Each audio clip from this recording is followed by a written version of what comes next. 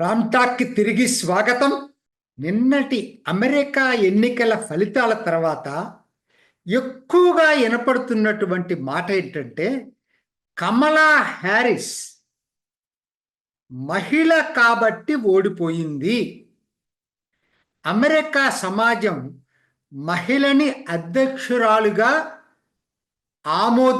ఆమోదించట్లేదు. ఇది బాగా వినపడుతుంది.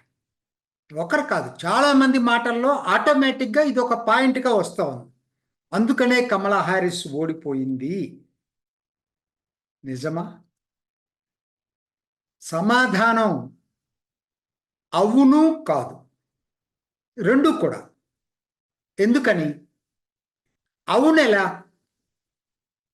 ఇంతవరకు ఏ ఒక్క మహిళ కూడా అమెరికా అధ్యక్షురాలుగా ఎన్నిక కాలేదు. కాబట్టి ఆ ఆర్గ్యుమెంట్ తప్పని అనలేం. కాకపోతే ఎందుకంటే మీకు ఇంకొక పాయింట్ కూడా తెలిసి ఉండాలి. ప్రపంచంలోనే మొట్టమొదటి రిపబ్లిక్ అది. Oldest democratic country.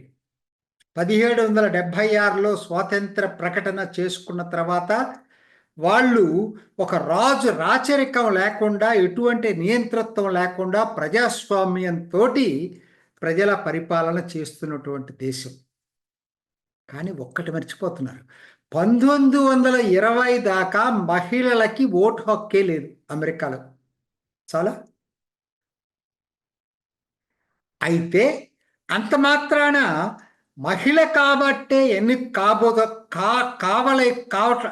కాలేకపోతున్నారు అనేదానికి నాకెందుకు అది కరెక్టా అని అనిపిస్తూ ఉంది. కోర్స్ ఇప్పటికి ఇద్దరే ప్రధానంగా మనకి తెలిసిన చరిత్రలో. హిల్లరీ క్లింటన్ ఓడిపోయింది ఇదే ట్రంప్ మీద. మరలా ఇప్పుడు కమలా హ్యారిస్ ఓడిపోయింది ఇదే ట్రంప్ మీద. అంటే మరి అదే కనుక కరెక్ట్ అయ్యేటట్టయితే ఎక్కువ మంది లేరు, ఇద్దరే ప్రధానంగా. ఇద్దరిలో లోపాలు ఉండొచ్చు. ఇవాళ నా టాపిక్ కమలా హ్యారిస్ గురించి. హిల్లరీ క్లింటన్ ఎందుకు ఓడిపోయిందో చెప్పాలంటే ఇంకొకసారి చెప్పగలను నేను. అయితే నాకు ఇక్కడ కౌంటర్ ఆర్గ్యుమెంట్ మీ ముందు పెడుతున్నా.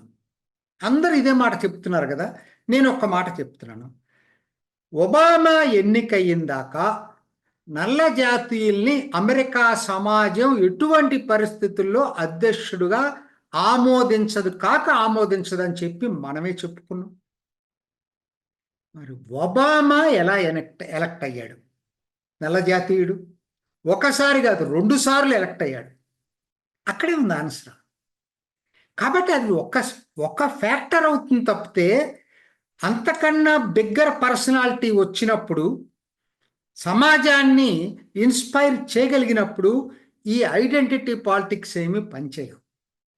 ఒబామా మొత్తం యూత్ మొత్తాన్ని గెలవనైజ్ చేశాడు, సమాజాన్ని ఇన్స్పైర్ చేశాడు. మరి దాంతో మరి ఒబామా అంటే ఒక క్రేజ్ ఏర్పడింది. What about Kamala? ఆవిడకున్నటువంటి క్వాలిటీ ఏంటి? క్వాలిటీ అంటే ఎడ్యుకేషన్ క్వాలిటీ కాదు. ఇలా సమాజాన్ని ఇన్స్పైర్ చేయగలిగిందా? ఆవిడకి ఏమన్నా డిస్టింక్ట్ ఐడెంటిటీ ఉందా ఒబామా లాగా? Answer to the point. ఎందుకు ఆలోచించుకోలేము మనం ఇవన్నీ కూడా?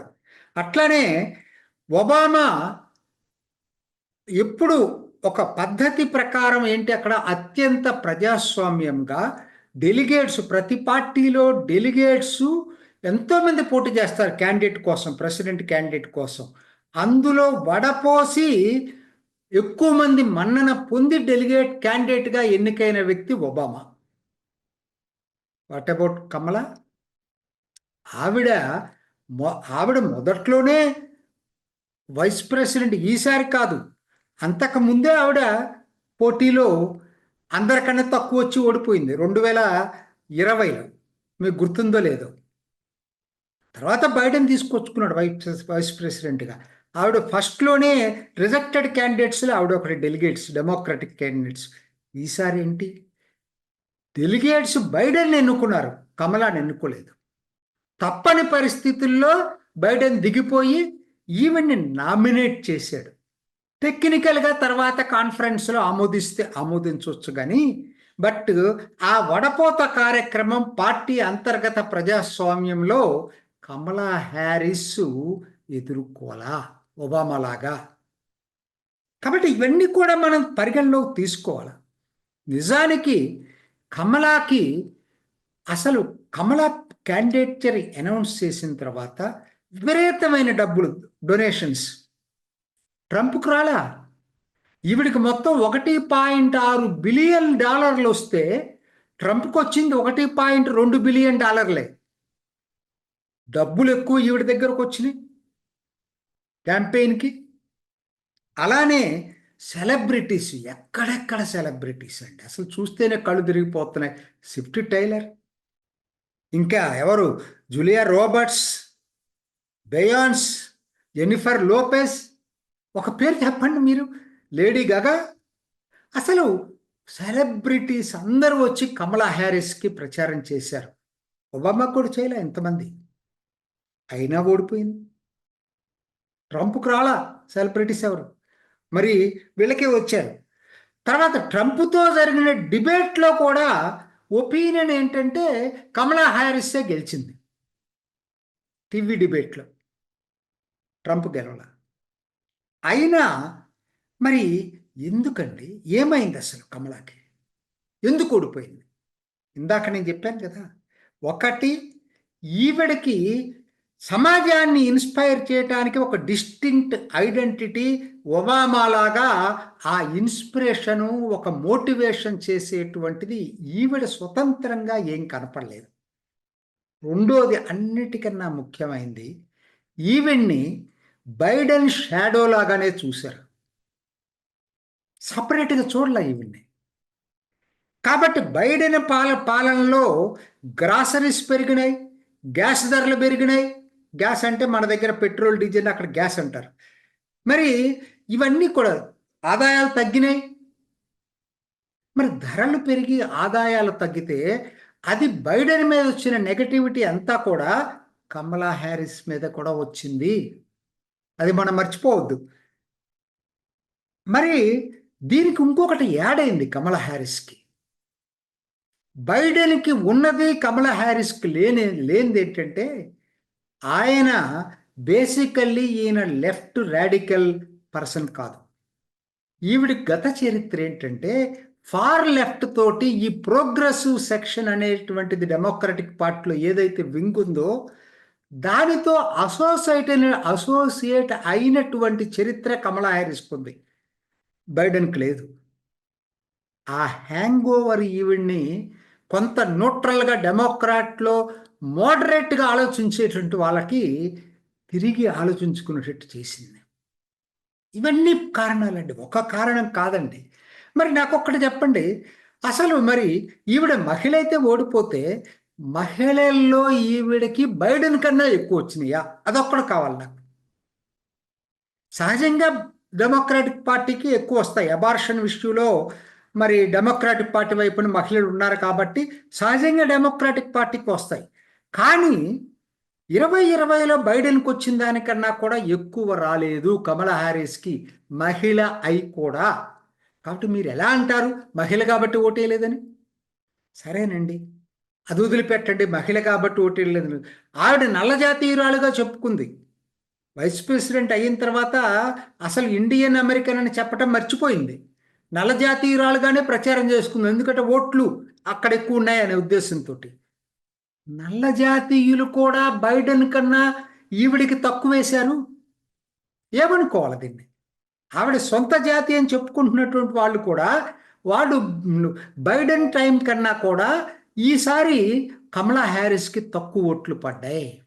మహిళలు తక్కువ వేశారు, నల్ల జాతీయులు తక్కువ వేశారు. లాటినోస్ ఇంపార్టెంట్ సెగ్మెంట్, లాటినోస్ అందరూ కూడా బైడెన్ కన్నా తక్కువ వేశారు. సరేనండి, వాళ్ళందరిని వదిలిపెట్టండి. ఆవిడ ఈసారి చెప్పుకోకపోయినా ఎన్నికలకు వచ్చేసరికి ఎక్కడో చోట చెప్పింది కదా, నేను ఇండియన్, అమ్మ తల్లి ఇండియన్ అని చెప్పుకుంటుంది కదా. ఇండియన్ అమెరికన్స్ ఆవిడకి ఓటేశారా? బైడెన్ కన్నా ఎక్కువ ఓటేశారా? బైడెన్ ఇండియన్ కాదు కదా, ఇండియన్ అమెరికన్ కాదు కదా, ఈవిడ ఇండియన్ అమెరికన్ కదా, తల్లి ఇండియనే కదా. మరి ఈవిడికి ఇండియన్ అమెరికన్స్ బైడెన్ కన్నా ఎక్కువ ఓట్లు వేశారా? స్టాటిస్టిక్స్ అండి. తర్వాత ఎగ్జిట్ పోల్ స్టాటిస్టిక్స్ నా దగ్గర లేవు, కానీ జస్ట్ ఎన్నికలకు ముందు కార్నేజ్ ఎండోమెంట్స్ వాళ్ళు కలెక్ట్ చేసినటువంటి సర్వే ప్రకారం చూసుకునేటట్టయితే ఈవిడికి బైడెన్కి 2020లో 22%, 68% ఇండియన్ అమెరికన్స్ ఓటేస్తే ఈసారి కమలా హ్యారిస్కి వేస్తామని చెప్పిన వాళ్ళు కేవలం 60% తగ్గింది. ఈవిడ ఇండియన్ అయి కూడా అప్పటికన్నా కూడా బైడెన్ కన్నా ఇండియన్ అమెరికన్స్ కూడా తక్కువ శాతం మంది కమలా హ్యారిస్కి ఓటేశారు. దీన్ని ఎలా చూడాలి? మహిళలు ఆవిడకి తక్కువ ఓటేశారు, నల్ల జాతీయులు తక్కువ ఓటేశారు, ఇండియన్ అమెరికన్స్ భారతీయులు తక్కువ ఓటేశారు. సర్వేలో అడిగారండి, మీరు కమలా హ్యారిస్కి ఓటేసే వాళ్ళని అడిగారు, మీరు ఏ కారణంతో ఓటేస్తున్నారు, ఆవిడ భారతీయ సంతతికి చెందింది కాబట్టి ఓటేస్తున్నారు అంటే 7% ఆ కారణం చెప్పింది, మిగతా కారణాలతో చెప్పారు. ఒక్కటి చెప్పండి దీంతో. ఒకటి నేను హ్యాపీగా ఫీల్ అవుతుంది, ఒకటి ఏంటంటే గుర్తింపు రాజకీయాలకి అమెరికాలో ఈ ఎన్నికలు స్వస్తి పలికాయి. ఇంటిగ్రిటీ, సొసైటీ ఇంటిగ్రేట్ అయింది. తెల్ల జాతీయులు, లాటినోసు, నల్ల జాతీయులు, ఆసియా దేశస్థులు ఇలా విడిపోలేదు, ఎక్కువ భాగం ఇంటిగ్రేట్ అయింది. అంటే రేస్ డీపోలరైజేషన్ జరిగింది. జాతి ప్రకారంగా ఓటేసేదానికన్నా కూడా సమస్యల మీద ఓటేశారు, అంశాల మీద ఓటేశారు. ఇది శుభపరిణామమే కదా. అభ్యర్థుల్ని, పార్టీలను పక్కన పెట్టండి, సొసైటీ ఇంటిగ్రేట్ కావటం అనేది మంచిదా కాదా? అల్టిమేట్ ఒకటే జరిగిందండి, బైడెన్ 4 సంవత్సరాల పాలన మీద అసంతృప్తితో కమలా హ్యారిస్ ఓడిపోయింది. Simple point. కాబట్టి మహిళ కాబట్టే ఓడిందనేది అర్ధ సత్యం. అసలు లేదన్ను, కానీ అది పూర్తి సత్యం కానే కాదు. ఇది ఈనాటి రామ్ టాక్. ఇంకొక ఎపిసోడ్లో మళ్ళా కలుసుకుందాం. నమస్తే. చూసారు కదండి, మరి ఈ వీడియో కనుక మీకు నచ్చినట్లయితే ఒక లైక్ కొట్టేసి మీ అభిప్రాయాన్ని కూడా కామెంట్ బాక్స్లో తెలియజేస్తూ ఇలాంటి ఇంట్రెస్టింగ్ అప్డేట్స్ కోసం మా ఛానల్ని సబ్స్క్రైబ్ చేసుకోండి.